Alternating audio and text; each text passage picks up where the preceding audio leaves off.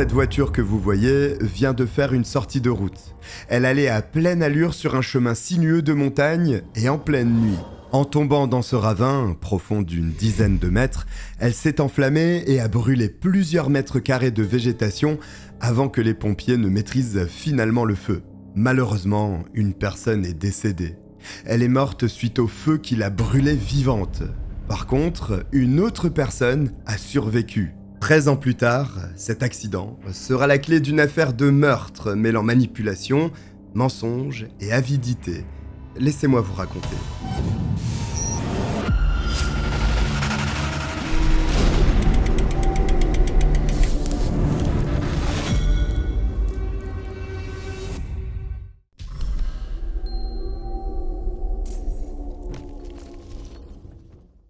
En Californie, dans le comté d'Eldorado, il y a une petite ville de 20 000 habitants à peine qui s'appelle Cameron Park. Elle est particulièrement appréciée par les habitants parce qu'elle combine de nombreux avantages. D'abord, il y a la capitale de l'État à proximité, Sacramento, avec ses activités, son bassin d'emploi et tout ce qu'une ville de cette taille peut proposer. Ensuite, Cameron Park est l'une des dernières communes avant de franchir un territoire protégé, celui de la forêt nationale d'Eldorado. La zone est absolument sublime, verdoyante et baignée dans le soleil californien. Toutes les rues sont résidentielles et la population qui habite ces maisons vient de la classe moyenne supérieure. Cela signifie donc qu'il n'y a quasiment aucun crime dans le secteur. Le taux de criminalité est très bas, en tout cas si l'on doit le comparer aux chiffres nationaux. Sauf que le lundi 27 février 2012, à 10h30 du matin, le 911 reçoit un appel d'urgence. C'est un citoyen de Cameron Park qui indique qu'il a une information terrifiante à annoncer à la police. D'après lui, son voisin est venu le voir ce matin pour lui expliquer qu'il a eu une grosse dispute avec sa femme. Le voisin lui aurait confié que le conflit entre sa femme et lui aurait démarré à 4h du matin. Cela se serait très mal terminé, et le nom du voisin, c'est Todd Winkler. Sa femme, Rachel Winkler, serait décédée. Apparemment, Todd est encore sous le coup de l'émotion. Il paraît agité, énervé, alors que les enfants du couple sont également présents dans la maison. La police est donc envoyée sur place. À l'arrivée de la patrouille, les agents aperçoivent un homme assis sur le perron de sa maison, se tenant la tête entre les mains. Craignant qu'un meurtre n'ait été commis, les policiers sortent leurs armes, ne sachant pas si cet individu est armé. Les agents lui ordonnent de lever les mains et de se tourner. De lui-même, il annonce que ses enfants ont été conduits chez un voisin. Puis, il obtempère et se laisse menotter. Au moment de lui passer les menottes, les policiers remarquent des coupures sur les mains du suspect. Maintenant que Todd Winkler est neutralisé, les forces de l'ordre réclament des explications sur les événements qui viennent de se produire. Quand le policier le menottait, le suspect a dit qu'il n'y avait personne dans la maison. Alors naturellement, la question suivante a été « Où se trouve Rachel ?» Todd indique alors qu'elle est dans la maison. Le policier est perdu. Si elle est dans la maison, pourquoi avoir dit que les lieux étaient vides ? L'homme précise donc « Sa femme est morte et son cadavre se trouve à l'intérieur du domicile ». Il enchaîne en racontant qu'auparavant, sa femme n'avait jamais été violente. L'histoire s'interrompt. Todd Winkler fond en larmes. Il reprend et annonce que Rachel a foncé vers lui avec une paire de ciseaux. En entendant cela, le policier imagine qu'il est face à une situation assez courante. Une dispute de couple qui a dégénéré. L'aspect moins courant, en revanche, c'est qu'il y a un homicide cette fois. Mais en écoutant la version du suspect, il a été victime d'une agression et a tué sa femme par accident ou en état de légitime défense. La situation est donc plutôt claire pour la police. Todd Winkler, âgé de 44 ans, est placé en état d'arrestation pour l'homicide de sa femme, Rachel, âgée de 37 ans. Et les 3 enfants du couple sont actuellement gardés par les voisins de la famille. Maintenant, il faut s'assurer que Rachel est bien décédée. Et surtout, geler le lieu du crime s'il devait en être un. Les policiers entrent donc dans la maison. Après la porte d'entrée, c'est un couloir qui se révèle. Sur la droite, c'est une chambre, là où le corps de Rachel devrait se trouver. L'agent passe la porte de la chambre. Il observe effectivement une jeune femme dans la trentaine, gisant au sol, sur le dos. Rapidement, il comprend qu'elle est décédée. La quantité de sang autour d'elle ne fait aucun doute. Du sang, il y en a absolument partout d'ailleurs. sur les murs, le sol et le lit qui est à proximité. La première pensée qui traverse l'esprit du policier, c'est que, quelles que soient les actions qui se soient déroulées ici, elles ont été d'une violence inouïe. Les premiers doutes surviennent. Alors des enquêteurs d'une brigade criminelle sont envoyés sur place également, pour analyser les événements qui se sont produits. L'enjeu autour de cette enquête est de savoir si le meurtre de cette jeune femme a été volontaire, un accident ou commis en état de légitime défense. L'époux, Todd Winkler, est envoyé au poste de police pour être entendu. Les enquêteurs analysent d'abord le lieu où le corps de Rachel se trouve, qui est en fait la chambre des enfants. La jeune femme porte des vêtements de nuit, ainsi qu'un t-shirt. Les blessures mortelles se situent au niveau de la zone de la gorge de Rachel. L'un de ses yeux a également été touché, la paupière étant taillée profondément. L'autopsie n'a pas encore eu lieu, mais la police suppose que ce qui a tué Rachel, ce sont les coups de ciseaux au niveau de son cou, notamment parce qu'il y a une perforation toute proche de l'artère carotide. Quand cette artère est touchée, la mort survient en quelques secondes seulement. Et elle est quasiment inévitable. C'est aussi ce qui explique la quantité phénoménale de sang autour de la victime. C'est une zone, lorsqu'elle est ouverte, qui laisse échapper une grande quantité de fluide humain.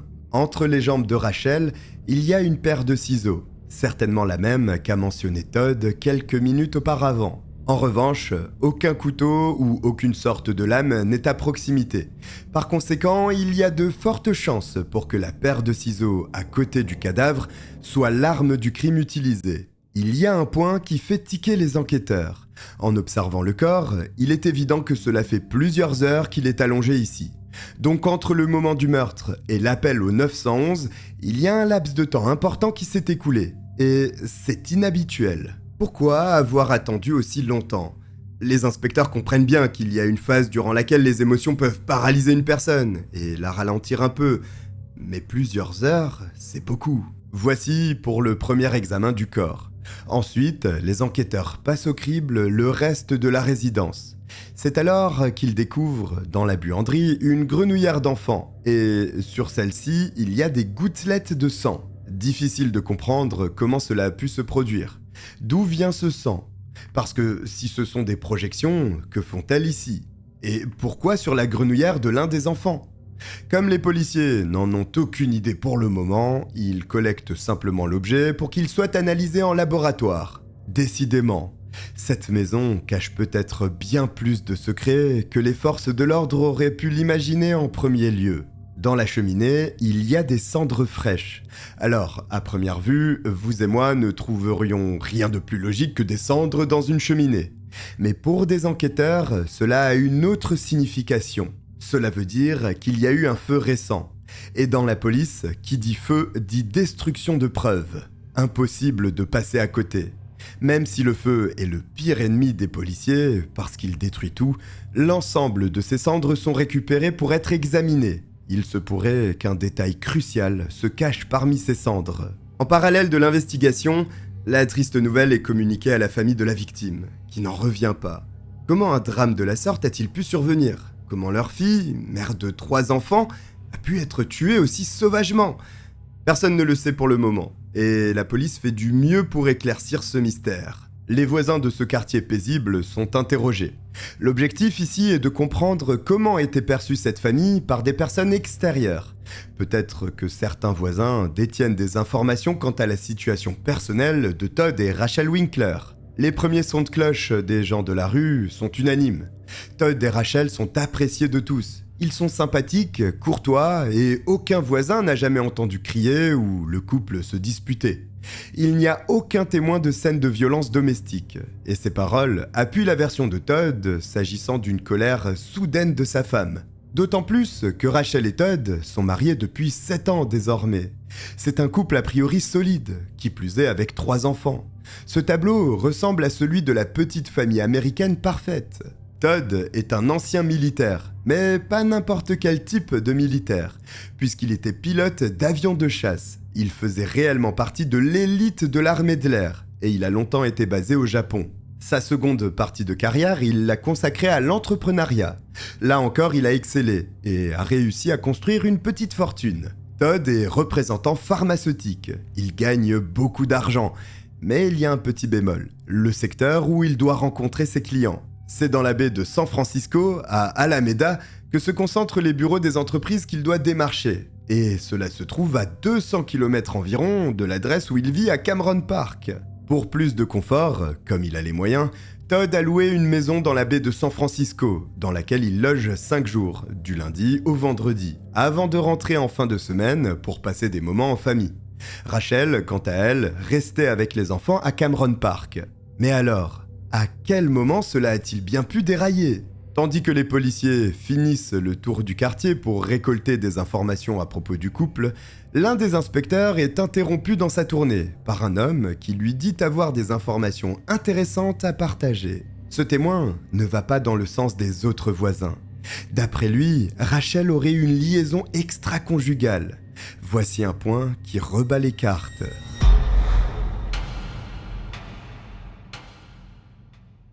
Rachel Winkler, une maman de 3 enfants, vient de mourir. Elle a été terriblement mutilée à coups de ciseaux. Et l'auteur des faits est déjà placé en garde à vue. Il s'agit de son époux, Todd Winkler. Sauf que celui-ci clame la légitime défense. Et la police, en interrogeant le quartier, commence à croire la version de l'homme. Sauf que, retournement de situation, un voisin affirme que Rachel faisait cocu son mari. Si Todd Winkler savait pour cette infidélité, cela lui offrirait un mobile pour le meurtre de sa femme. L'étape suivante pour la police est donc évidente, interroger le suspect à ce sujet.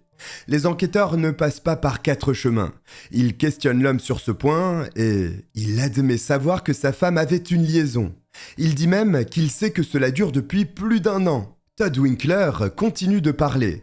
D'après lui, à chaque fois qu'il se rendait à Alameda, Rachel en profitait pour aller chez un certain James White, qui serait donc l'amant de sa femme. Le suspect raconte alors les événements qui se sont produits le matin du meurtre, parce qu'ils sont liés à cette tromperie. Habituellement, Todd quitte les lieux le lundi matin autour de 4 heures. D'ailleurs, il délivre une information que les policiers notent bien.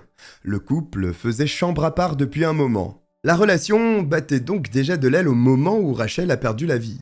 Et ce matin du 27 février, il s'est rendu dans la chambre de sa femme, il s'est glissé dans le lit et souhaitait aborder le sujet de l'avenir de leur couple. C'est presque en larmes que Todd explique qu'il voulait retrouver sa vie d'avant et l'amour qui existait entre eux. Mais manifestement, Rachel ne partageait pas la même vision. Elle n'éprouvait plus de sentiments pour son époux et se maintenait dans cette situation uniquement pour les enfants. Elle va même plus loin. Elle dit à Todd que s'il tente d'obtenir la garde des enfants, elle fera appel à son nouveau petit ami, James White, pour le frapper. Todd aurait donc été menacé directement par sa femme. C'est à ce moment que Rachel s'est levée du lit. Todd l'a suivi de près en expliquant qu'il était désolé, que rien de tout ceci n'aurait dû aller aussi loin. Pendant qu'il parle, sa femme ne l'écoute pas du tout. Elle se dirige vers un endroit bien précis. Elle cherche une paire de ciseaux. Une fois ses ciseaux en main, elle se tourne rapidement vers son époux et tente de le poignarder. Il se protège à l'aide de ses mains et, d'après lui, ils ont commencé à se battre pour l'arme. La lutte a continué sur le lit, puis au sol de la chambre. Rachel ne lâche pas les ciseaux et coupe les mains de Todd, mais l'homme se débrouille pour frapper à coups de poing son épouse. Rachel est étourdie, ce qui permet à Todd de récupérer les ciseaux. À ce stade, sa femme est un peu blessée, mais pas mortellement, ce n'est que superficiel. L'homme est sorti du logement. Seulement, une fois à l'extérieur, il a pensé aux enfants. Il a eu peur que par vengeance, Rachel s'en prenne à eux. Alors il est retourné à l'intérieur de la maison. Ils ont un enfant en bas âge. Todd veut le récupérer, mais Rachel se trouve déjà dans cette pièce. Todd court donc vers elle par peur pour le bébé. C'est alors qu'une seconde bagarre éclate entre les deux quand Rachel se jette sur lui. D'après Todd, Rachel se bat pour lui faire très mal, voire pour lui ôter la vie. Le mari a toujours la paire de ciseaux en main. Et dans une situation désespérée, il finit par mettre des coups avec cette arme, dans un moment qu'il décrit comme « tuer » ou « être tué ». Après avoir porté les coups, il est resté sur elle quelques instants pour s'assurer qu'elle était morte. Et puis, il s'est écarté avant de fondre en larmes, triste de ce qu'elle lui avait forcé à commettre. Todd dit que cela a duré un bon moment pour qu'il se remette de ses émotions, ce qui justifierait le décalage entre le moment du meurtre et l'appel à la police. Les enquêteurs entendent bien ce que l'homme leur dit. Pourtant, il y a des points dans sa version qui les étonnent. Et le premier, et que vous avez peut-être relevé aussi, c'est ce combat avec sa femme. Que Rachel soit hostile et mette toute son énergie dans cet affrontement, les agents peuvent l'entendre. Simplement, Todd pèse près de plus de 100 kilos. Il est un ancien combattant de l'armée de l'air et il se serait retrouvé en difficulté face à une adversaire fluette sans aucune expérience au combat. Alors, son passage dans l'armée remonte à plusieurs années, certes. Et il ne faut pas sous-estimer la détermination d'une personne qui souhaite vous tuer. Mais dans l'esprit des enquêteurs, c'est très étonnant que cette bagarre soit aussi équilibrée. Les deux affrontements même, parce qu'il y a eu une interruption entre deux bagarres. Justement, l'autre aspect qui fait douter les policiers, c'est la réflexion qui a poussé le mari à retourner dans la maison alors qu'il en était sorti suite à la première attaque. D'après lui, il était très inquiet des intentions de sa femme à l'égard des enfants. Il craignait qu'elle s'en prenne à eux. Cette femme horrible pourrait blesser ou même tuer ses enfants.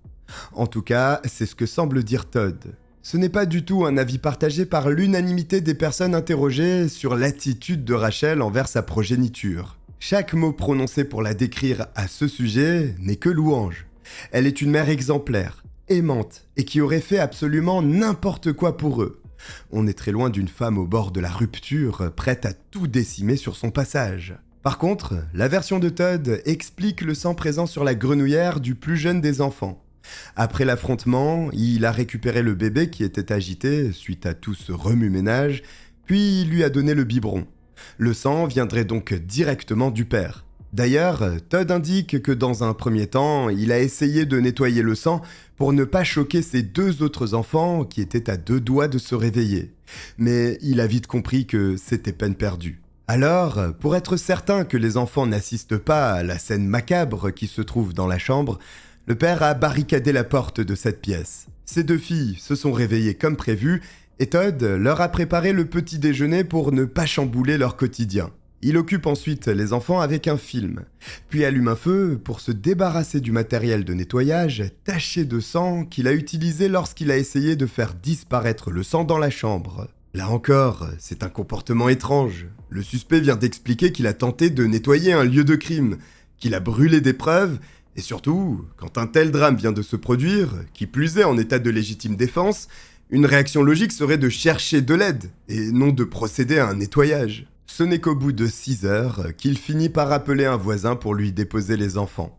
C'est ensuite que Todd a attendu l'arrivée des forces de l'ordre. Les enquêteurs, en entendant le récit du suspect, penchent beaucoup plus du côté de l'homicide plutôt que de celui de la légitime défense. Todd Winkler est donc placé en état d'arrestation pour le meurtre de sa femme. Sauf que le plus dur reste à faire pour la police. Prouver qu'il s'agit bien d'un meurtre et non d'une tentative de se défendre face à une femme devenue hystérique et prête à tuer. Les policiers commencent leur vérification en observant les mains de leur suspect. Il y a eu une bagarre impliquant une paire de ciseaux et l'homme dit s'être battu pour désarmer sa femme. En toute logique, il devrait avoir de nombreuses plaies sur les mains ainsi que ses avant-bras. Il y a en effet des blessures présentes sur les mains de l'homme. Ce qui dérange les enquêteurs, cependant, c'est la superficialité de ces coupures et la zone où elles se trouvent. Todd est uniquement blessé au niveau des mains, alors qu'on aurait pu penser que Rachel aurait frappé à plusieurs endroits du corps de son adversaire.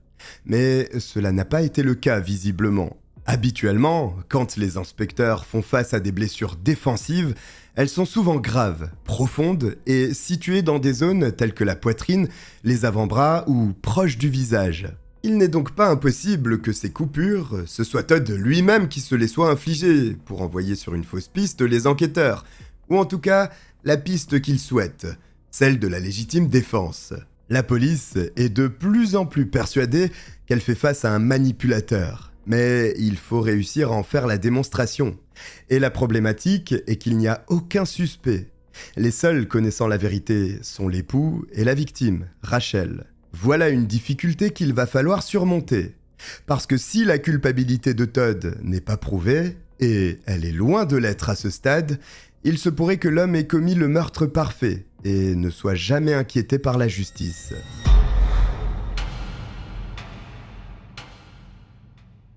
Les enquêteurs émettent de sérieux doutes sur la version de Todd Winkler, le mari de Rachel, d'après qui le meurtre de sa femme serait survenu par accident, et dans le cadre de la légitime défense. Les détails qu'il apporte sont parfois incohérents et curieux. Alors le corps de la jeune femme de 37 ans est étudié, pour bien s'assurer qu'elle était à l'origine de l'attaque. Le médecin légiste expose un premier fait étonnant. Rachel a été poignardée à 21 reprises. C'est beaucoup. Beaucoup trop quand on se défend seulement. Et la notion de proportionnalité de la réponse à l'attaque que l'on subit est primordiale. Le cadavre de la mère de famille révèle aussi des blessures défensives en nombre. Or, si elle avait été la première à avoir lancé l'attaque, pourquoi y en a-t-il autant sur elle ? En plus, de graves blessures se trouvent sur la partie avant de son corps. Et tous ces points entrent en contradiction avec la version de Todd Winkler et la légitime défense. Les enquêteurs notent bien tout ce que le médecin légiste leur détaille, puis passent à l'étape suivante.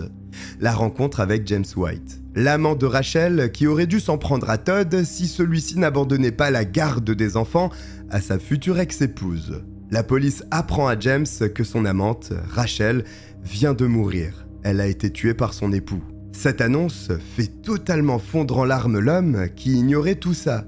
Et cela laisse penser aux inspecteurs que la relation qu'il entretenait avec la femme était bien une relation solide. James White explique qu'il travaille au service de la maintenance de l'aéroport de Cameron Park. 2 ans avant le meurtre, c'est là-bas qu'il a rencontré Rachel, qui a également occupé un emploi.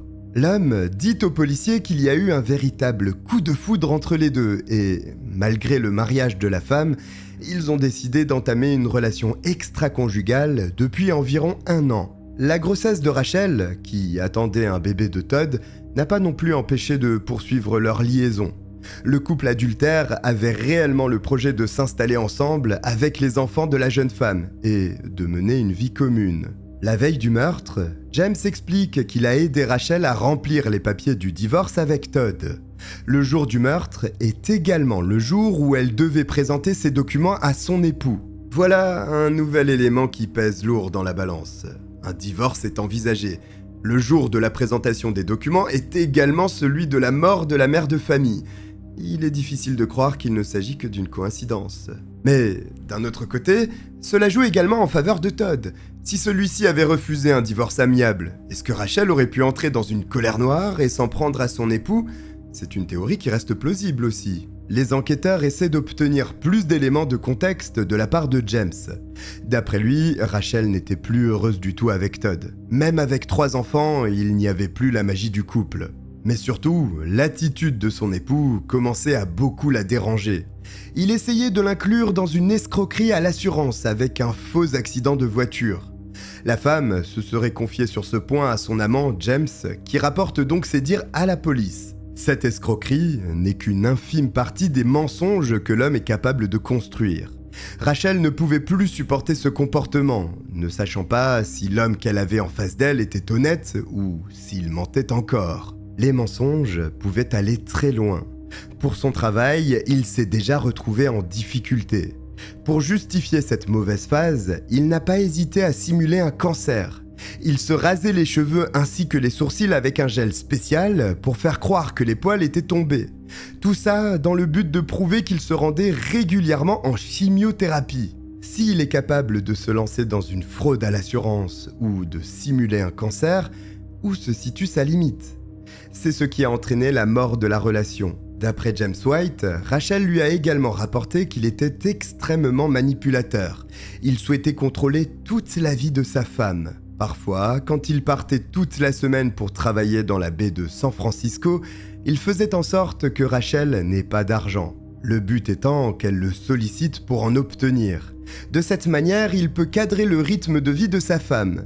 Sauf que cette stratégie a peut-être satisfait son ego, mais elle a poussé Rachel dans les bras d'un autre homme. Puisqu'elle ne voulait plus être totalement dépendante de l'argent de son époux, la femme a cherché un emploi, qu'elle a finalement décroché à l'aéroport de Cameron Park, là où elle a fait la rencontre de James White. Rachel est passée du désespoir au bonheur avec cette nouvelle rencontre. Todd, quant à lui, est un individu qui semble prendre du plaisir à manipuler sa femme. et l'a volontairement laissé dans un état de dépendance pour se sentir supérieur. Sauf qu'il a semblé perdre le contrôle avec cette nouvelle donne, l'entrée d'un amant qui satisfait Rachel. Et pour les policiers, cet élément perturbateur pourrait avoir généré suffisamment de colère chez Todd pour qu'il décide de passer à l'acte et tuer sa femme. Une autre révélation que Rachel a faite à James et que celui-ci répète aux policiers vient appuyer l'opinion qu'ils sont en train de se forger. Un jour, Rachel rangeait la chambre conjugale. En faisant un brin de ménage, elle est tombée sur une boîte sous la table de chevet de son mari. En l'ouvrant, elle a découvert des cendres à l'intérieur, comme celles se trouvant dans les urnes funéraires. Elle a donc demandé à Todd de quoi il s'agissait. L'époux lui a clairement répondu qu'elle avait entre les mains les cendres de sa première femme. Sur le ton de la plaisanterie, Rachel lui demande si elle va finir comme ça elle aussi. Et sur un ton un peu moins drôle, Todd lui répond mot pour mot « Eh bien, tu ne vas pas me quitter, n'est-ce pas ?» Cette réponse sonne plus comme une menace plutôt qu'une blague. Pour les enquêteurs, la situation de Todd est extrêmement suspecte. À 44 ans, voici que 2 de ses femmes sont décédées.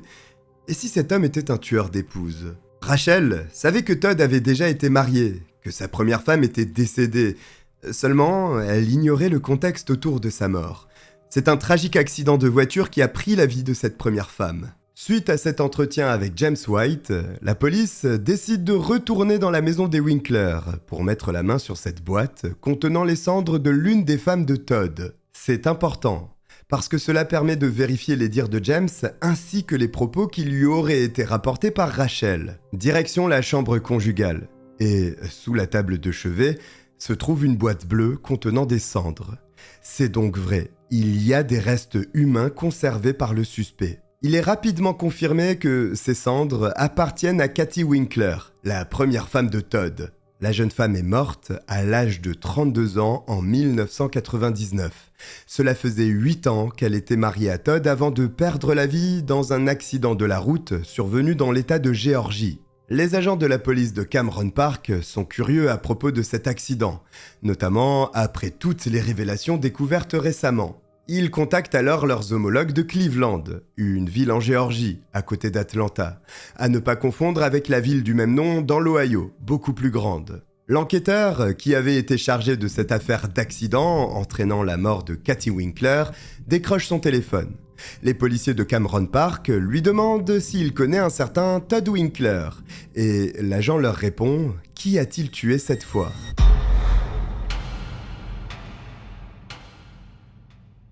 Rachel Winkler a été tuée par son mari Todd Winkler.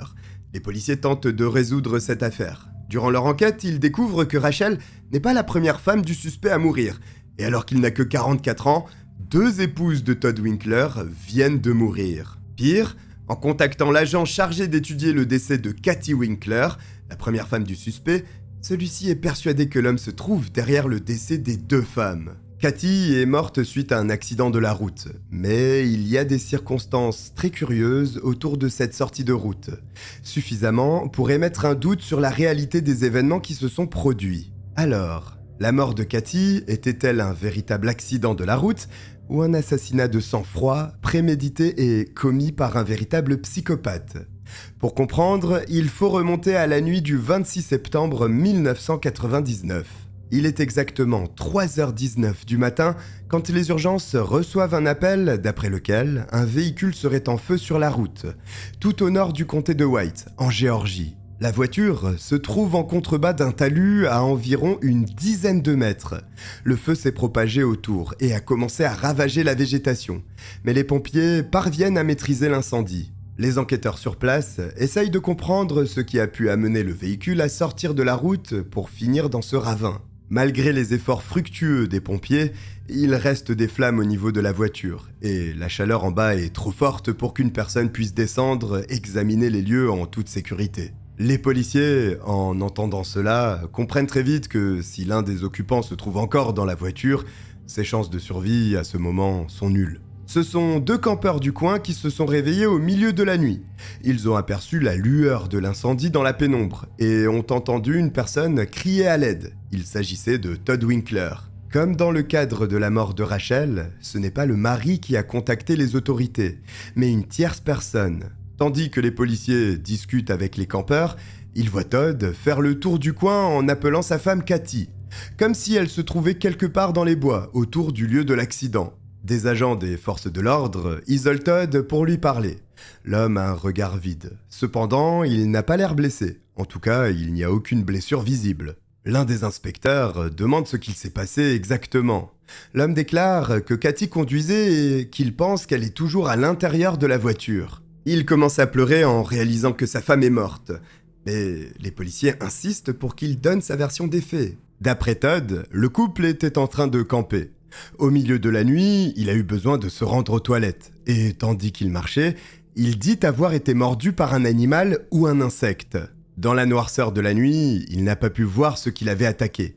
Par contre, il commençait à avoir du mal à respirer. En réalité, l'homme réagit violemment aux piqûres d'insectes dont il est allergique. Lorsque cela se produit, il a besoin d'une assistance médicale. C'est pour ça qu'il a demandé à Cathy de le conduire à l'hôpital. Sa femme est montée dans la voiture. Elle a roulé rapidement sur une route un peu sinueuse et en pleine nuit, ce qui a occasionné cette sortie de route quelques instants plus tard. Comme la route se trouve en montagne, il y a un ravin sur le côté, dans lequel le véhicule a chuté avant de prendre feu. Mais comment Todd a pu évacuer la voiture alors que sa femme est restée piégée dans l'habitacle ? Le mari explique qu'il était allongé à l'arrière du pick-up, dans la partie réservée au chargement. Il avait besoin de s'allonger et c'était la seule partie du véhicule qui le permettait. Au moment de la sortie de route, il a été éjecté de la voiture, tandis que sa femme est restée bloquée à l'intérieur en tombant jusqu'en bas du ravin. C'est un récit plausible, mais qui, comme 13 ans plus tard dans le cas de la mort de sa seconde femme, est difficile à croire pour le policier. Le premier point qui place le doute sur la version de Todd, c'est son état physique. Comment peut-il n'avoir absolument aucune égratignure s'il a été éjecté d'une voiture roulant rapidement avant de tomber dans un ravin ? Il n'a absolument rien, pas de plaie, pas de bleu et pas de traumatisme. Ensuite, Todd est amené à l'hôpital à cause des difficultés pour respirer suite à la piqûre d'insectes. Mais à présent, il ne semble plus avoir aucun problème de santé. Il parvient à respirer normalement, il s'exprime de façon lucide et il n'y a plus de traces d'une quelconque urgence médicale. L'enquêteur sur place demande l'endroit où Todd s'est fait piquer. Mais l'homme explique qu'il ne se souvient plus. Et lorsque les médecins l'ont ausculté, ils n'ont pas découvert de traces de piqûres ou de morsures d'insectes. Todd dit à la police qu'il ne comprend pas pourquoi toutes ces questions lui sont posées alors que sa femme vient de mourir certainement brûlée vive. Mais les agents lui expliquent qu'ils doivent faire le clair sur cet accident. Au fond d'eux, les inspecteurs savent que la version de l'époux de Cathy est incohérente. Il y a des zones d'ombre qui laissent aisément penser qu'il est mêlé à cet accident mortel. Déjà, il y a cet incendie gigantesque déclenché par le feu provenant du véhicule du couple. Qu'un feu démarre après un accident, ce n'est pas impossible du tout. En revanche, qu'un incendie de cette ampleur survienne, c'est très rare. Qu'une voiture brûle entièrement, cela n'arrive presque jamais suite à un accident. Mais que la végétation soit totalement consumée autour du véhicule, c'est inouï. Et les policiers savent de quoi ils parlent. Ils interviennent régulièrement dans ce genre de cas. Finalement, les enquêteurs accèdent à la voiture. Il y a effectivement le cadavre d'une personne à l'intérieur. Le corps est identifié plus tard comme étant celui de Cathy Winkler, l'épouse de Todd, âgée de 32 ans. C'est en 1991 que Cathy rencontre l'homme de sa vie, Todd, un pilote de chasse de l'armée de l'air, âgé lui aussi de 24 ans à ce moment. Le couple est heureux et rapidement, ils franchissent une étape importante, toujours en 1991, en se mariant. Simplement, en 1999, les choses ont certainement changé et la police suspecte Todd d'être à l'origine de l'accident qui a tué sa femme. Quelques jours après la mort de Cathy, une autopsie est menée afin de savoir si la victime est réellement décédée suite à l'accident ou si celui-ci a servi à couvrir un meurtre. Les résultats sont sans appel. Cathy était vivante au moment du crash. Quand l'incendie s'est déclenché, elle respirait encore. La cause de la mort est liée à ce feu qui l'a brûlée vivante. Elle a donc connu l'une des morts les plus atroces qui puissent exister. Les enquêteurs se concentrent alors sur le feu en lui-même, parce qu'il est étrange. Un accélérateur est recherché, mais il n'y a rien. Seule l'essence du véhicule a nourri l'incendie. Aucune autre substance n'est découverte. Il y a énormément de suspicions autour de la mort de cette femme, et c'est son mari qui se trouve dans le collimateur. Pour autant, il n'y a aucune preuve directe l'impliquant dans le décès de sa femme. Les forces de l'ordre de Cleveland n'ont plus d'autre choix. Ils considèrent la mort de Kathy Winkler comme accidentelle. Autrement dit, Todd, son époux, ne sera pas poursuivi pour meurtre. Et l'homme quitte simplement la région en ne parlant plus à aucun proche de Kathy. Il s'est simplement évaporé. Mais pour les policiers de Cameron Park, enquêtant sur la mort de Rachel, il y a de grandes similitudes dans les deux affaires, et il est clair que Todd Winkler est plus que suspect à présent. D'ailleurs, les soupçons de la police de Cleveland vont encore augmenter, même après avoir classé l'affaire. Quelques semaines après le décès de Kathy, les forces de l'ordre reçoivent le coup de téléphone de la part de l'assurance des Winkler. Elles demandent le rapport sur la mort de la jeune femme afin que Todd puisse percevoir l'assurance vie prévue en cas de décès de l'un des conjoints. Il y avait donc une assurance vie en jeu, ce qui est troublant. Mais il y a plus incriminant encore. Le montant de l'assurance vie en cas de mort est très élevé, 600 000 $. Dans le contrat d'assurance, une clause prévoit que cette somme serait doublée en cas de mort à la suite d'un accident de la route. Todd Winkler, suite à la mort de sa première femme, Kathy Winkler, a donc touché 1,2 million de $ de l'assurance vie contractée quelques années auparavant. La police de Cameron Park est donc prévenue.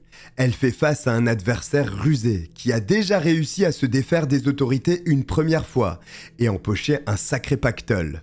Mais les enquêteurs de cette seconde affaire sont prêts à prendre leur temps pour ficeler solidement leur dossier, avant d'envoyer en prison un homme qu'ils considèrent comme un dangereux meurtrier.